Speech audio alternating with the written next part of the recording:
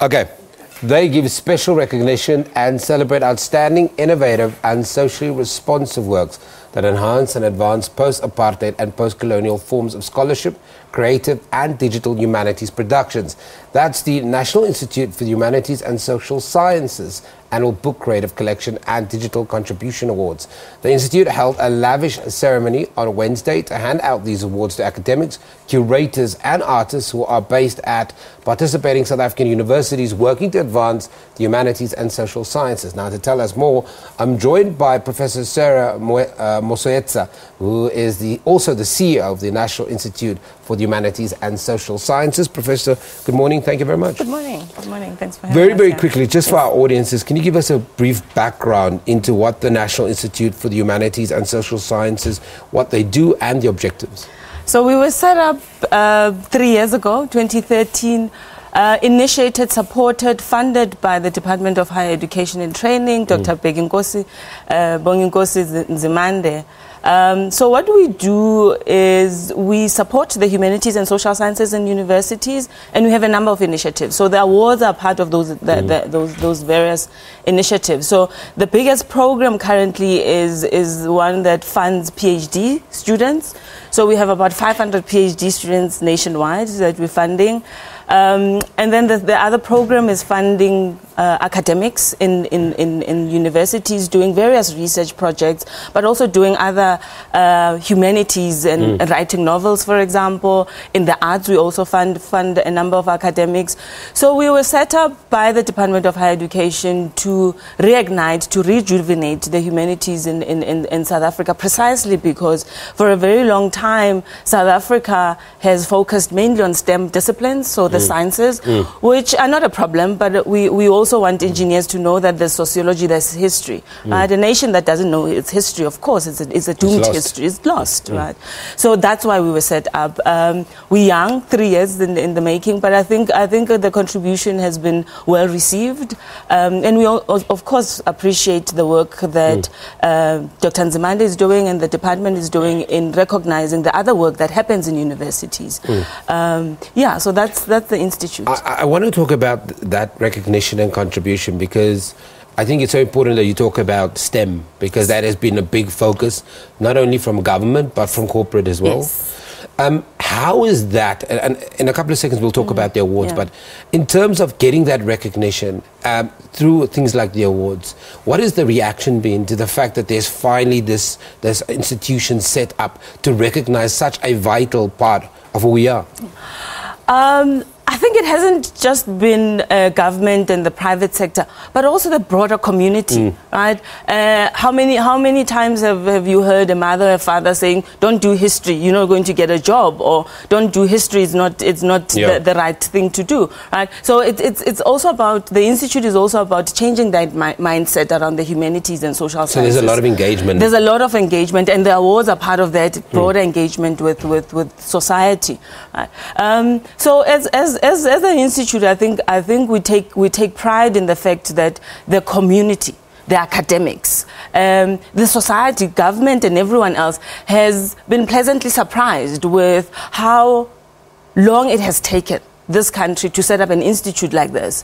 The response has been overwhelmingly positive, but also sad as well that it had to take a ministry new as well at that time, taking a minister such as the one that we have currently, who supports the humanities, and suddenly everyone is realizing, wow, we needed this as early as 20 years ago, maybe even much earlier. Other countries have been supporting the humanities, but we also know that there's also been a backlash against the humanities and social sciences. Again, going back to STEM disciplines. There's nothing wrong with STEM disciplines. But I think if we're going to have well-rounded societies and individuals, we need to have the humanities and social sciences put back in their rightful space in the world. I don't want to look at the awards in isolation because I think it's, as you've said, it's part of that ongoing process. But even now, more now, where we're finding ourselves in the social and political space we're finding ourselves in, how important is this focus on humanities and social sciences? So I think we need to talk about humanities and social sciences and ask questions about what do they teach us? What does humanities and social sciences teach us? Well, yes, appreciation of history, but it's not just history for its own sake, right? Two, I think sometimes in public discourse we are not doing critical thinking. Right? The humanities and social sciences teach us those skills of it's an argument if it's supported by evidence, it's an argument if you are able to convince the other. And I think in current modern day South Africa and the world, sometimes we lack that rigor of making arguments. Instead we resort to violence, right? And violence can't be a way of convincing the other, and especially in South Africa, where our history is around dialogue. Right, and that social dialogue is important, but that social dialogue has to be articulated in a particular way. And we always say in the humanities and social sciences, there's evidence, there's argument, and then critical thinking that follows.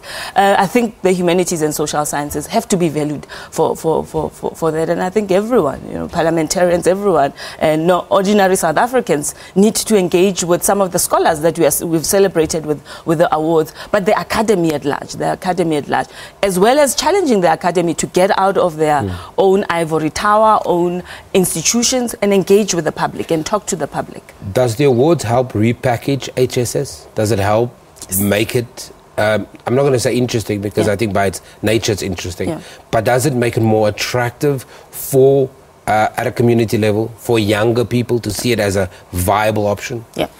So I think maybe talking about awards and one of the winners, Habiba, who wrote a fascinating book about, and the title is regarding Muslims. Again, there are two things there. Is one, you see other South Africans telling their own stories. That can only be positive for a youngster looking at someone, and you pick up a book that is written by one of your own, and the stories about yourself, and the way that it is articulated, and you can see yourself in the story, right? You don't see a Christmas story that has snow. You see a Christmas story that has sunshine, because that's South Africa. That's the continent. The reality that and that's the reality. That reflects the reality. Absolutely, absolutely. So that's the one thing that I think we want to showcase with the humanities and social sciences. And it's not just about books. It is also about the creative, right? The arts, right? The many other things that art is not just entertainment. Art is also a commentary about society. It contributes significantly to the dialogue, to the growing of a young society, South Africa. Growth over 3 years that you've been there, the awards as part of that. That engagement, what's the level of that engagement at the moment? 3 years in the making. I think that I personally, as working at the institute, I've been surprised. I've been humbled by the reception from the students, right? The 500 students that we're funding, and the response has not been thank you very much for the funding, right? The response has been thank you very much for providing us with a space to think, to talk to each other, to learn, to be South Africans for the first time in our universities. And remember, the 400, 500 students that we're funding, we all bring them together in one space once a year. And they appreciate that, and they're saying for the first time they're recognized as also knowledge producers, not just knowledge consumers. The public has also been fantastic, and maybe that's why I'm sitting here today. Just final question. I just want you to give me an answer. At the level of critical thinking in South Africa at this moment, and 10 being that we are living in a space that is ideal, where do you think our critical thinking is? It's a difficult one. I think a lot needs to be done. By academics themselves in exposing the public to what we think we know or what we think we're better at, which is thinking, reading, and critical thinking. I think South Africa has a long way to go, and I think the recent developments in the country have left some of us rather sad. I think we need to use the space and what we know in a better way. Professor, thank you very much for joining me. Professor Sarah Mosoetsa, she's also the CEO of the National Institute for the Humanities and Social Sciences, speaking to us about the Institute's award ceremony, which was held this past Wednesday. Some of the winners include renowned South African artist Penny Siopis, who won for her book, Penny Siopis' Time and Again, which is a monograph of her work. We take an ad break to get away.